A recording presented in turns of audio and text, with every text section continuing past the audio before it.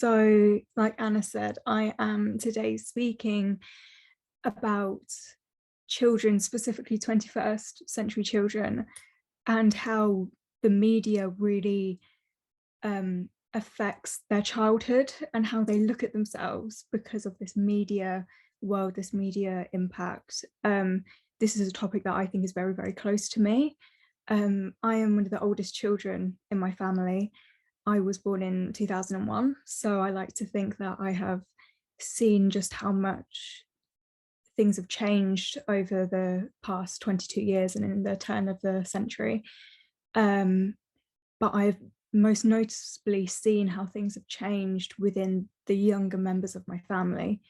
I have a younger sister who is 10 years younger than me. And I mean, 10 years is not a huge amount of time, but the difference within our childhoods is staggering. Her life has been surrounded by technology far more than mine ever has been than when I was 10 years old. And I'm sure I'm not the only one here today that can agree that children have the world and technology at their fingertips. And I actually found through research and a study by YouGov that 85% of 6-year-olds have access to a tablet in their home, and 40% have a tablet of their very own. So the world really has never been more accessible to children than it is right now. And this really scared me, and it is a very scary statistic I found, because we so often want children to be sheltered. We want children to maintain that innocence that children have. And especially because the world can be scary, it can be harsh, and the media shows us exactly this. It shows us that the world is scary. And this is really what I want to focus on, that the media can be horrible, and it can really be horrible towards people. It focuses a lot on celebrities because they are public interest to us. We like to see what celebrities are doing. We like to see what they're doing because it's a lifestyle that we may never live. And with children having access to this news now, they see how the news portrays celebrities, and particularly their bodies, how some celebrities have a desirable body, a normal body, and what is a bad body, and this seriously impacts how children view their own body image right now.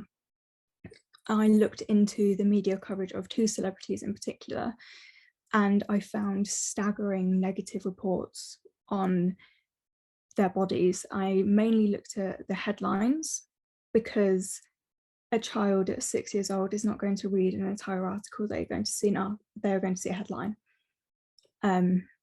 So the first celebrity I researched was Angelina Jolie. She is one of the most recognizable celebrities in the entire world. She's a mother, she's an actress, she's a very prominent activist as well. She's focused on the cause of refugees, global human displacement issues. She was appointed a special envoy for the UNHCR in 2012, and she's represented the UNHCR and the High Commissioner at a diplomatic level. But the one thing the media constantly focus on is her body, and these are just some of the headlines that I found on her body, and they sometimes date back to as far as 2015. One headline I found dated back to 2007. But she's very open about her health struggles. She's open about the fact that she's had cancer scares in her life. She's had a double mastectomy. She's had her ovaries removed. And she's also spoken about her nutrition. She's spoken about her weight. These are things she's very aware about, and yet the media constantly reminds her of it. It's like a global cyberbullying on her, and it is grotesque. The language used against her, calling her a walking corpse. Next, the celebrity I found was someone who may not be as a familiar name to you as Angelina Jolie. It is Chadwick Boseman. He was an outstanding actor, and he did a lot of activist work as well during the pandemic. especially for Black Lives Matter. And particularly in April of 2020, he posted a video of himself trying to raise awareness and trying to, for this initiative that was about donating hospital equipment to Black communities in coronavirus infected areas that may not have proper equipment to deal with the pandemic. But instead of focusing on what Boseman was speaking about, they focused on what he looked like. He had lost some weight in his face, and very, very quickly, as I show here, there was a tweet that he looked like Crack Panther rather than Black Panther, a play on the character he played. And these headlines came up and there was a lot of concern, and instantly his privacy was invaded. There was speculation, and he tried to stop. He turned off the comments, he deleted the video, but there were still pictures and articles showing the actor out with a walking stick, calling him so thin and documenting his extreme weight loss. But a lot of these articles are now a lot harder to find, because only a couple months after this video, on the 28th of August 2020, Chadwick Boseman sadly passed away of colon cancer. So these articles that painted the media very badly were conveniently scrubbed from the internet. And in their place, we saw articles like this come about, saying about how it was bad to body shame Chadwick Boseman. We shouldn't have done this, and it should teach us a lesson. And yet we still see these same media outlets calling Angelina Jolie a toothpick, that she is dangerously thin and she needs to gain weight. What is she doing?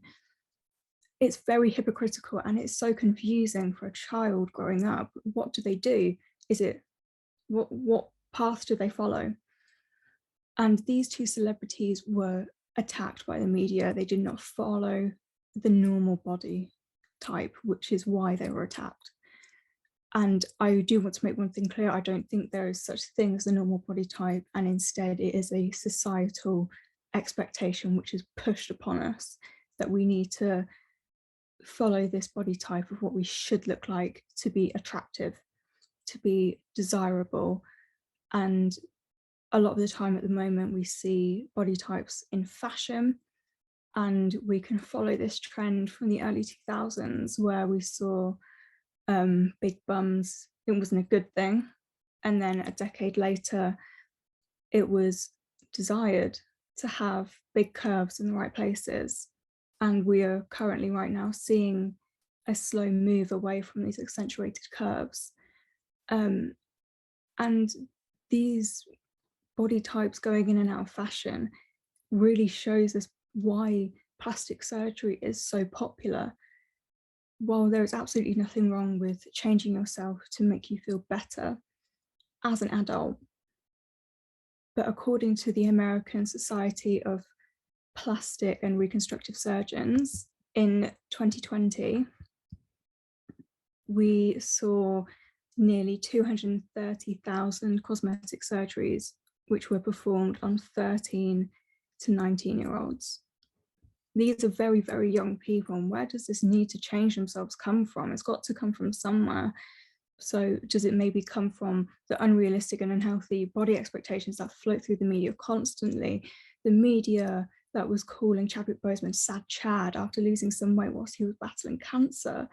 Or maybe it was the idea that is, we need to have this body type and aim towards these Kardashian-esque curves, and with athletic builds, which are simply just not possible without the resources and income of a Kardashian. And it's all about being curvaceous, but not too curvy.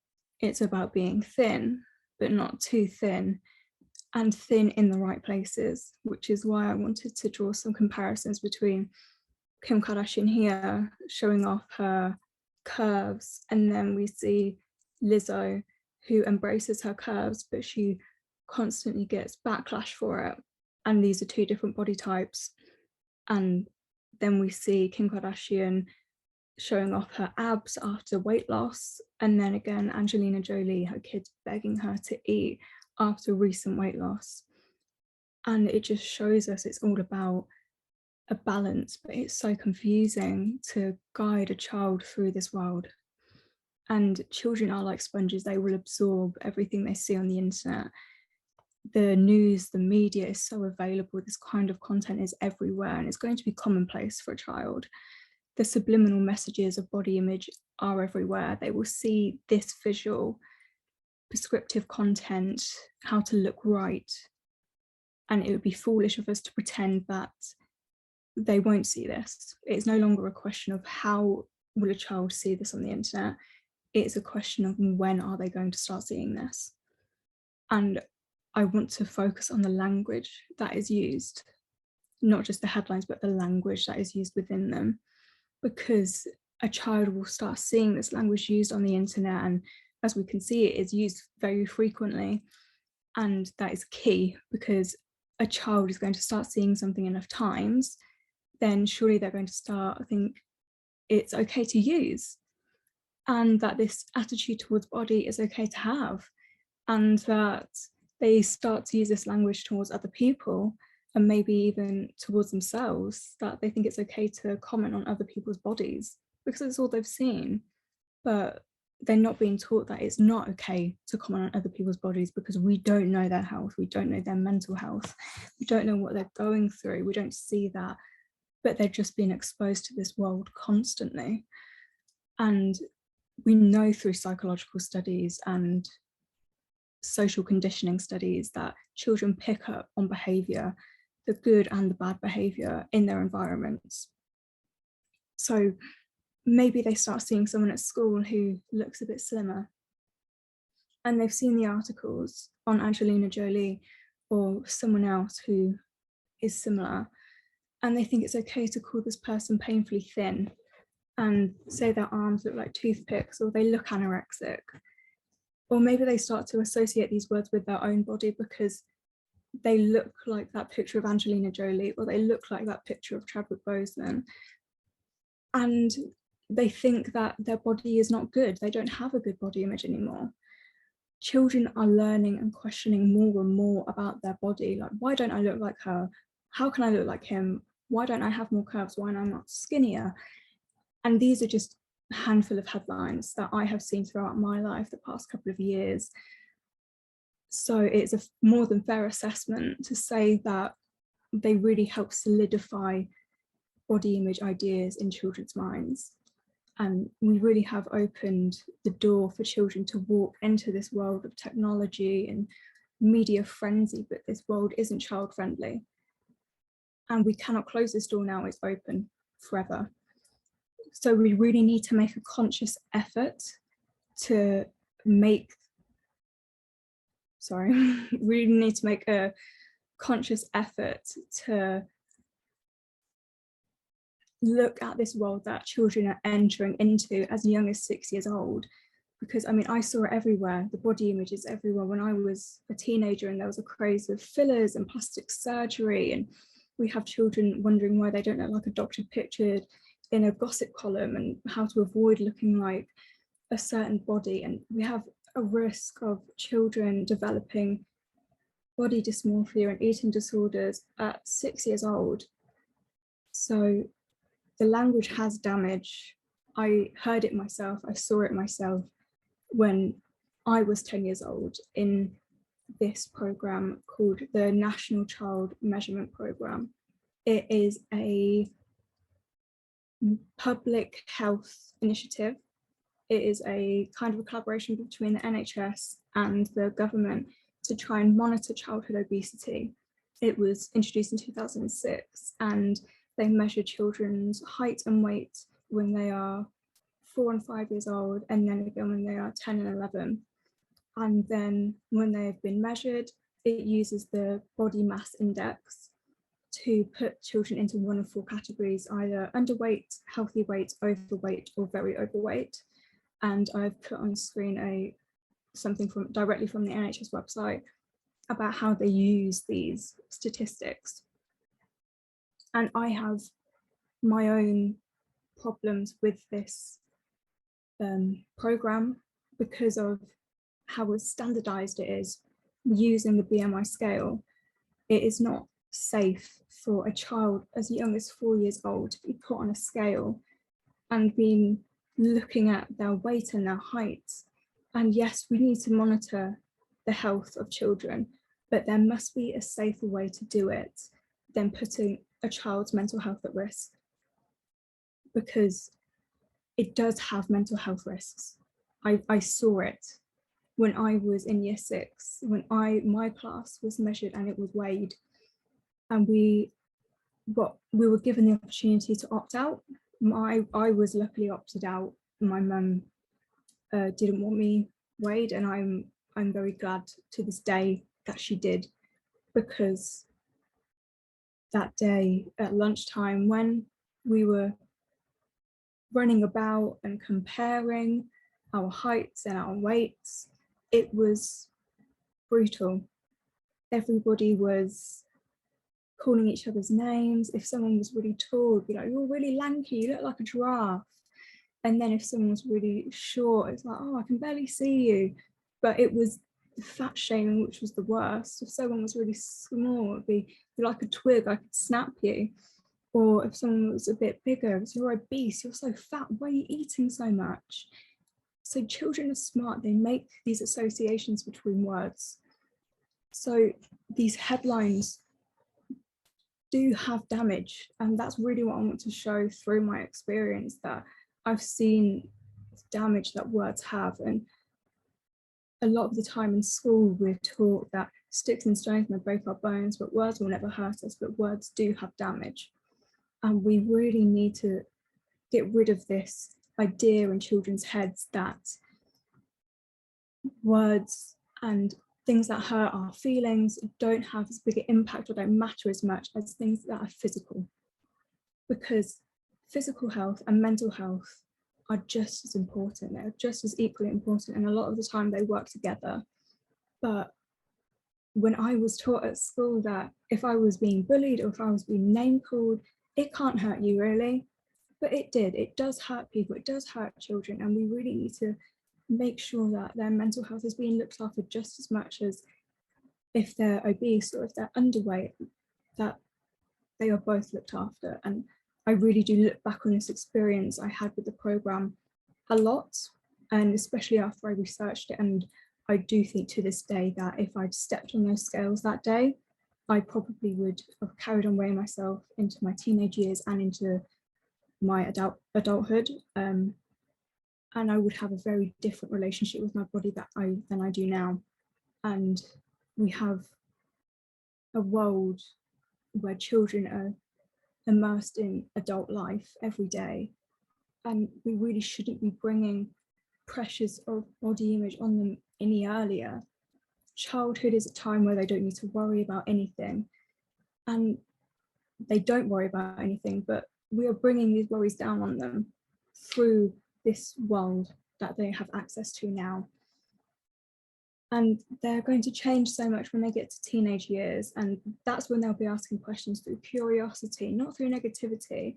And these are the questions that they should be asking, not how can they look like that body on a billboard, not how can they look like that body on a magazine cover, or how can they avoid looking like a certain way, because that's what the media has force-fed them their entire life, since they were 6 years old, or maybe even younger, we don't know. And these things, these two things that I've spoken about, are just some of the things that children face today. And this world is constantly changing in ways that we can't predict, in ways that I never predicted when I was younger. But we're also responsible for this world. Someone has to start a change somewhere. This language is always going to be here, it's always going to be around. We can't shut children out from this world. So it's really looking at what we can do now. To policing the norms of social media is a difficult task to take on, but I really want to end on a positive note by highlighting some of the things that are possible in changing perceptions.